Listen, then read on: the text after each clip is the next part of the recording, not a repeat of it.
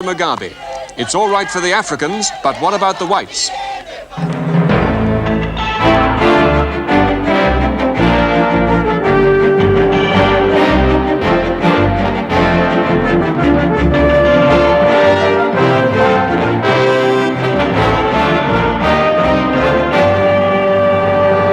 Good evening from Salisbury. Mr. Mugabe's landslide victory here, with a total of 57 of the 100 seats, has left Rhodesia's white population fearful tonight. But Mr. Mugabe, in an exclusive interview with Newsnight, says he wants them to stay and he wants to join the Commonwealth. Down at Assembly Point Charlie, we watched the men who fought their way to power with Mr. Mugabe, rejoicing at the political triumph that now ends their struggle. And Mr. Mugabe himself has driven the ritual prime ministerial drive through the governor's gates. But he waits a day or two for discussions before he forms what he calls his broadly based government. We talk to him, to Joshua Nkomo, and to blacks and whites here about Rhodesia's political transformation. Charles? And here in London, I'll be looking at Mr. Mugabe's record, at some of the things he's been saying and doing all these years. And for the impact of Zimbabwe on southern Africa as a whole, John Tuso will be talking to Dr. David Owen, one of the architects of this development, and the High Commissioner of Zambia. In sport, David Davies follows the argument about British athletes in Moscow with the Minister of Sport versus Dennis Follows of the British Olympic Association. But most of tonight's programme is about Rhodesia, where, to remind you briefly, Robert Mugabe's party won an absolute majority, many more seats than anybody expected. Mr. Nkomo took second place, and Bishop Muzarewa came a poor third. The other 20 seats reserved to the white minority are controlled by Ian Smith. For today's developments in the wake of this result, here now is Peter Snow in Salisbury. The speed of events here has been swift and quite stunning to the white Rhodesians, who were, most of them, even up to the last moment, hoping that there was a chance of a more moderate government. As for the blacks, they've quite simply taken off. The streets of Salisbury and the townships have been singing and dancing with people all day and all this evening.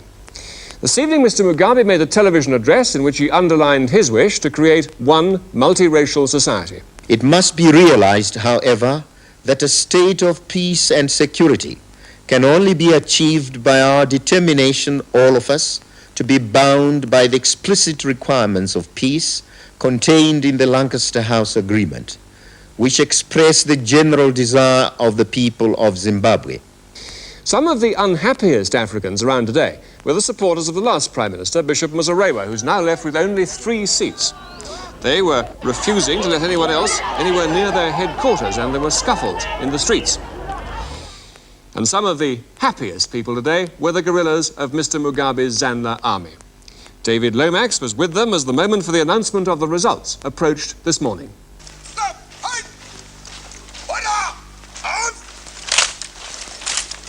In Assembly Camp Charlie, there are 1,500 of Mr. Mugabe's Zanla guerrillas. They've based themselves in a derelict mission only 10 miles from the borders of Mozambique and are surrounded by the wilderness of a vast tribal trust land.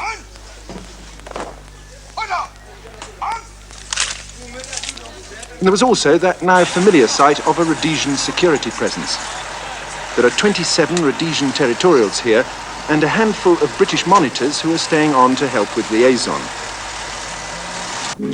Last night, the whole camp had heard rumours that their Mr. Mugabe was doing rather well at the polls. But it was only at 9 o'clock this morning that their hopes were finally confirmed in detail. They gained 57 seats. How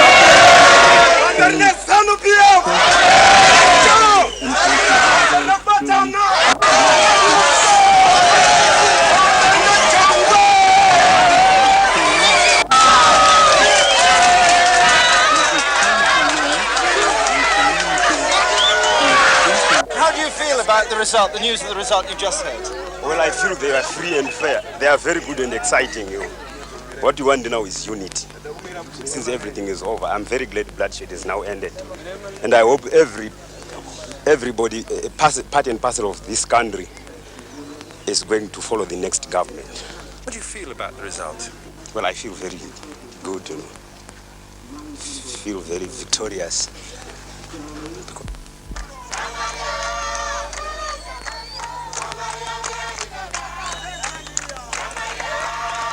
This day of triumph at Assembly Camp Charlie has been an excuse for joyful celebration. But now that the fighting is over, one of the biggest problems facing the guerrillas and their new government will be how to set up a united Zimbabwean army after 7 years of civil war.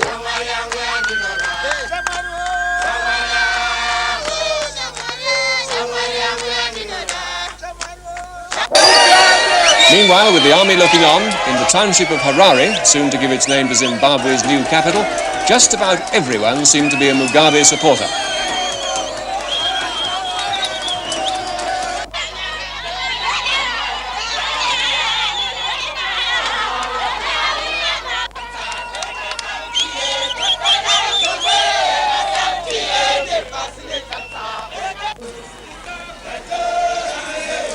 Here in Harare, Mr. Mugabe will soon inherit these problems of housing and urban poverty, and people's expectations are high. Mugabe is going to give people food, houses, farms, money and everything they want. And What's Mr. Mugabe going to do for you? Employment for my husband, betterment for my husband, schools, clinics, peace. I think that's the things that I want. What will you do if Mr. Mugabe doesn't give you these things? I don't expect it.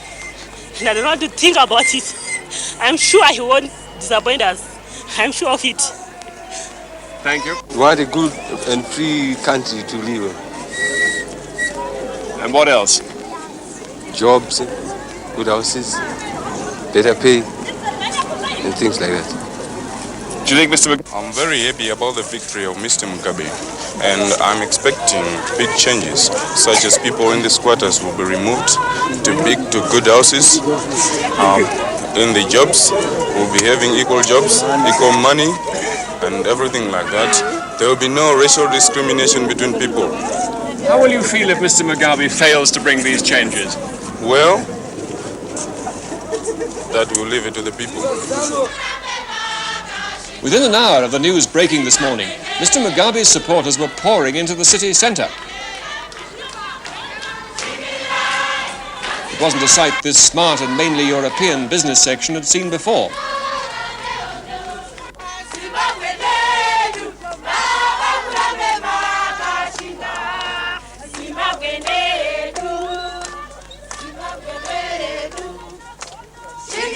Of all the possible outcomes of this election, this is the one the whites here had feared most of all. I'd like to see if people are as jubilant this time next year. I feel sick. That's all I can say. Are you going to stay in Rhodesia? I don't think so. Where will you go? I go to Britain in spite of the weather. A little worried. I'm hopeful that this will sort of stop the war. If it stops the war, then I'd live under any conditions, quite honestly. The war has been dreadful. I lost my husband. I have 3 children to support. I am worried because if he should nationalise, as has been said, I stand to lose everything. No, actually, I'm not too happy about it at all. Because, you know, he's been responsible for, you know, his men have been responsible for lots of atrocities, you know, in this country. And also, he is a communist. Well, I am frightened because I feel we've lost the war. We've been fighting for it, and all the things that everybody has fought for has gone. We've lost it. Quite honestly. Haven't you got any brains in your head to know what you've done? How do you feel about Mr. Mugabe's victory? I think it stinks, and the British stink with it because you've just given a victory to bloody Russia, you idiot. Badly frightened Rhodesian whites, Mugabe was the one they feared most. In a moment, Peter Snow will be talking to Rhodesia's new leader and to the runner-up, Joshua Nkomo. Now, what about Mugabe? Is he really the demon, the black racist with red convictions that many Rhodesian whites apparently believe him to be? Or does his background and the record, what there is of it, point in a less intimidating, more hopeful direction? Who can say? But remember Jomo Kenyatta, the man who was loathed and feared by Kenya's whites as the Mau Mau leader, who became the father of one of Africa's most harmonious multiracial societies. Robert Gabriel Mugabe, the son of a carpenter and now 56, went to Roman Catholic mission schools. He won a scholarship to a black university in South Africa, where he got the first of 6 degrees in a year and became an African nationalist. He returned home to teach and taught for 4 years in Ghana, where he married and came under the radical influence of President Kwame Nkrumah. In 1960, back in Rhodesia, Robert Mugabe threw himself into nationalist politics, advocating bloodless revolution through propaganda and civil disobedience. He called himself a Marxist, but what drove him was not just ideology, but a simple resentment against white treatment of blacks. The revulsion, I think, started through the stories that our parents used to narrate to us, how the white man came to the country, how he grabbed the land, and in a society where you have a class whose main purpose and accepted privilege is to exploit others, you naturally get repulsed if the majority of people are being oppressed, being exploited. You can't avoid, if you have any moral principles at all, the call to do something about it. As black civil disobedience mounted, Mugabe was several times arrested. By now, he was calling for rule by an African majority. He said he would negotiate with the British, but not with the Rhodesian white majority. He denounced them as cowboys, and he was arrested for that. In 1964, the government cracked down on the whole black nationalist movement.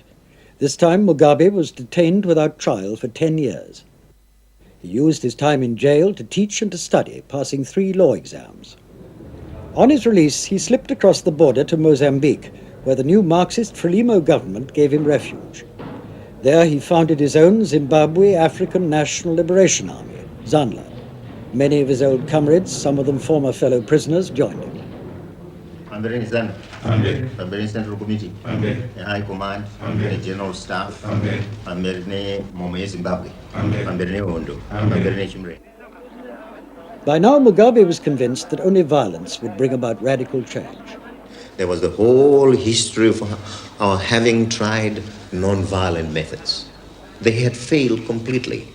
And neither the settler regime nor Britain heeded our cries. They just wouldn't move. They wouldn't yield an inch. And so we decided, without any qualms about it, that armed struggle would be the right thing.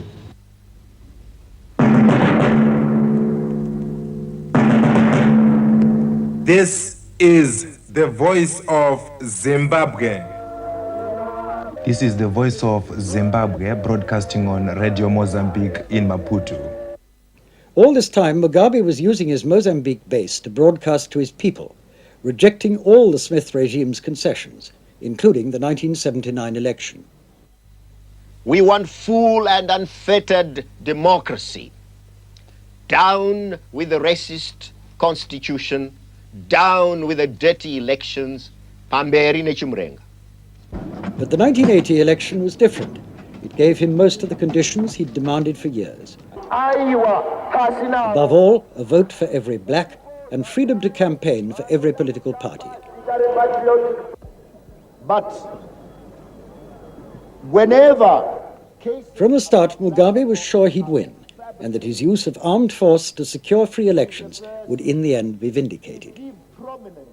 In politics, you have to have an inbuilt system of shock absorbers. And I just don't care what they say, as long as I know I'm right. So they can say anything in their papers, damage me in every way possible, as long as the people I lead are behind me and approve of what we are doing. That's what matters. The rest of the world will one day, you see, be persuaded to believe we were right when we resorted to armed struggle. Mr. Mugabe's election manifesto was greeted widely as a remarkably moderate document for one who many see as a man dedicated to a Marxist transformation of this country. But there are 2 passages in it which have led to fears on the part of the whites here. First, on industry and the economy. The manifesto says, a socialist transformation process will be brought underway in many sectors of the economy. And then on land, the manifesto says, a ZANU government will acquire as much land from the private sector as is necessary for the resettlement of the peasants who are currently on poor land or are without land. Well, earlier this evening, after his broadcast to the nation, as Rhodesia's Prime Minister-designate, I spoke to Mr. Mugabe and I asked whether we should now take it that this country will now lean more towards the Soviet Union and China than towards the West. We are going to pursue a policy of non-alignment, but that does not deny us the right to be associated with members of either bloc on the basis of mutual understanding. We would want to see ourselves a member of the non-aligned movement and participate in the deliberations of that organization. We also would want to see ourselves become a member of the Commonwealth as well as a member of the United Nations. But in relation to the two blocs, we are going to be absolutely neutral. We'll make friends, of course, with members of either side. What about your relations with South Africa? Are you going to provide shelter to armed guerrillas who want to fight against the South African government's policies? No, I have already said that we are going to follow a policy, a realistic policy in relation to South Africa. Our view is that we cannot avoid South Africa. It is a geographical reality, and so a policy of coexistence is the best thing we can do. Our view is that South Africa should avoid interfering in our affairs and we should avoid interfering in South African affairs. So you won't support opponents of apartheid from here? We will support opponents of apartheid only politically and diplomatically at the international forums. But it is not our duty to take up arms against South Africa. It's the right and obligation of the people of South Africa to correct their own grievances their own way. We can only assist by giving them political and diplomatic support. So you're saying then that you don't see yourself in Zimbabwe as being a frontline state, as for example Mr. Michel in Mozambique was to Rhodesia? Of course we are not a frontline state. The struggle in South Africa is a national struggle for South Africans and not one we should regard as Zimbabweans as our own concern. You will not support an armed struggle in South Africa? No, we will not. Can you tell us what your message would be to white people in Rhodesia now? They do have an image of you. We've been talking to them today as a Marxist, a communist who means to transform this economy and society. What is your message to them tonight? Well, my message to them is that we would want to see them live in this country free from any restrictions, free from any victimization. To us, we cannot practice racialism in reverse. We just cannot do it in principle. As far as we are concerned, they're entitled to serve the nation as the blacks are entitled to do so. And hence we would want to see them develop a greater sense of security, greater sense of confidence, and greater sense of belonging. This is really our message to them. You said you'd like to bring Mr. Nkomo into your government. Would you like to bring Mr. Ian Smith in to reassure the whites? I would like to bring the Patriotic Front components together, and this means, of course, linking up ZANU and ZAPU in a coalition. It's not an exercise to bring Comrade Nkomo as a person, but because he's leader of ZAPU, we have a duty to bring him in. The question of bringing Mr. Smith doesn't arise, but our view You mean you won't bring him in? What I'm saying is that he should not be the concern. Our concern should be to try and create some deep sense of assurance on the part of the whites as a whole. And of course, it is not just Mr. Smith who can do that. General Walls? There are other people who can represent the whites as well. But we are discussing these matters, and I think we will reach some point of agreement with those who represent the white community. General Walls, for example, you might ask him to be your commander-in-chief, might you? I've had discussions with General Walls, and I have already given him our assurance that we do not intend to disrupt the services as they are. If we are going to effect any changes, this will take some time. If you had to put your finger on one thing you'd like to change fast, what's that? It's the position of the peasants. We would want to resettle them as quickly as possible, and the people who have been turned into refugees, who are either in urban centers or elsewhere, having fled from the war situation, and those who have gone out need a resettlement. Does this mean taking European land? It means, of course, acquiring land from the European sector, but here I must emphasize that there is lots of land which is unoccupied, which is underutilized, and land under absentee ownership. This is the land we are going to have to acquire, and in doing so, of course, we will be quite systematic and orderly and proceed according to our undertaking under the Lancaster House Agreement.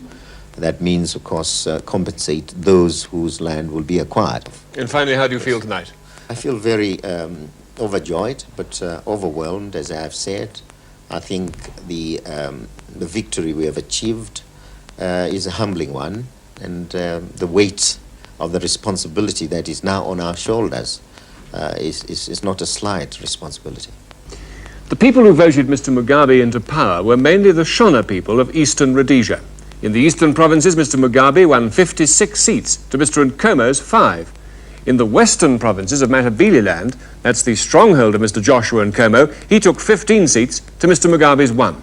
And the political divide at the moment looks very like a divide between tribes.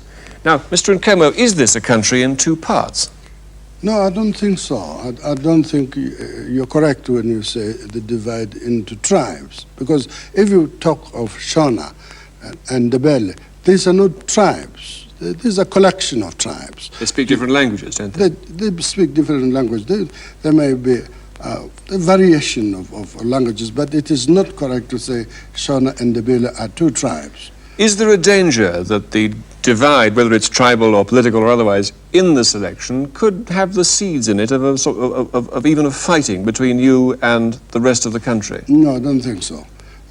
I don't think that there would be fighting, and if there's a fighting, it would not be based on tribe or any divide of that kind. It appears, one would say this in the face of it, but I do not think so. You have got to consider that our party, ZAPO, which is Patriotic Front now, is not a tribal party. 90% of the members of the executive are what you call the Shona, the group of tribes under this terminology. So I don't think it is correct that one would say the consideration was of tribe, considering the setup of the executive. Are you still very bitter at the campaign that Mr. Mugabe waged? I never was bitter. That's one thing I don't have. Why do you think so? You appeared at one stage, a number of stages, to be referring to him as Idi Amin. I know you didn't mention him by name, but you did mention that Idi Amin was campaigning in Rhodesia. No, I didn't say that. I didn't say Idi Amin was campaigning. I said if there are people who compel you by force, who want to get votes out of you by compulsion, then you must be careful that you do not elect an Idi Amin. Who were you referring to? I referred to people who did. It was not just Mr. Mugabe. One person. I'm not going to say those things. It was not just one person. It was not just one party. There were two or so parties that were doing that type of thing. Well, whatever you felt at the time, what do you feel about Mr. Mugabe now? Will you join his government? Well, that depends on our negotiations. We're going to talk about this. But would you like to? Well, it's not a question of liking. He'd like you to. Well, I don't think it's just liking to. It's the consideration of the importance of that arrangement in as far as the national affairs are concerned. So it's not a question of liking to, it's a question as to whether it would be to the national interest. If he asked you to be president of the new Zimbabwe, would you accept? No, no thanks. Why not? A constitutional president really is an inactive job. Very inactive, and I'm not the type of person who would sit there for just this constitutional figurehead, and that type of thing. No thanks. So it's got to be a ministerial job? I suppose so, yes. What sort of job would you like? No, we're going to discuss about that. Finally, what sort of change would you particularly like to see in this country as soon as possible? Well, the most important change in this country is that of our people recognizing themselves as one. What I mean is this: we have been divided into racial groups, white people, black people, so that all that was different, be it in economic life, be it in ordinary social life, was based on this black and white. Once you change this and you make our people feel that they're one, then all those things that were divided along those lines could be solved. Mr. Nkomo, thank you very much. Mr. Joshua Nkomo, who won 20 of the 80 African seats in the results this morning, making, of course, 20 of the 100 total seats in the new parliament, including the whites. Peter Stowe there in Salisbury.